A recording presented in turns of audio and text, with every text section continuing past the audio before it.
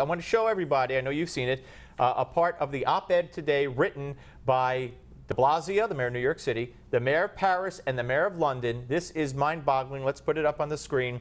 In the aftermath of an explosive device going off in the Chelsea neighborhood of New York last weekend and other attacks in cities throughout the world, we recognize that the security of all our residents is paramount in large open democracy societies, democratic societies. But it is wrong to characterize immigrant and refugee communities as radical and dangerous. In our experience, militant violence is vanishingly rare. They then go on to talk about how we have to have more people come into our three cities, New York, Los Angeles, and Paris, to combat xenophobia. Vanishingly rare? Astonishing. Seriously, astonishing that people could say that.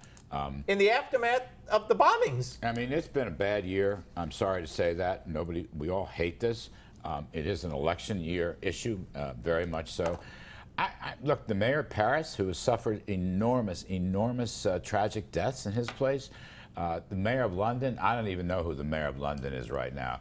But de Blasio... He's a first Muslim mayor of London. I guess They're calling it London-stan. London-stan, yeah. Well, here in New York, it's de Blasio that annoys me the most.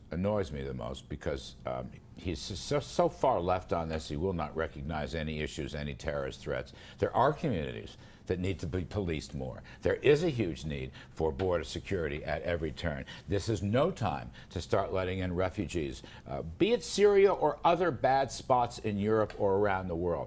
Hillary finally said something like, it's time for more vetting. Donald Trump is about a year ahead of her on that point. Look, this is tragic and serious. The country's livelihood, safety, democracy is on the line. Absolutely. And so let's go back to Obama for a moment, speaking before the United Nations.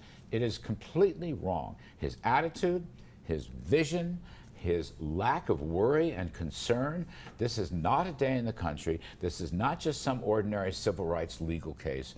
We are fighting radical Muslim Islamist terrorists. Let's make no mistake about that. And they want to destroy the United States. Absolutely. Can we be very clear on that? This is not where they'll come in and we can assimilate them. Some of these people, not all, but these people, like this kid went to Pakistan and became a Taliban supporter. Yep. His father was a Mujahideen freedom fighter, hates the Taliban. They travel back and forth. The kid does this, said something's wrong. So this is an enormous issue. And just one last point, Steve. Yeah.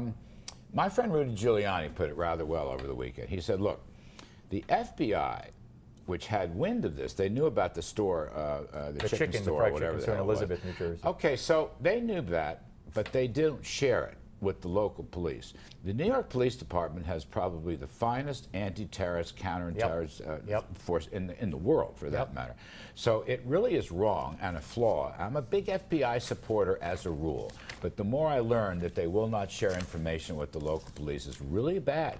I thought the Homeland Security Department solved that communications issue. Yeah. Apparently not so. Something's got to be fixed.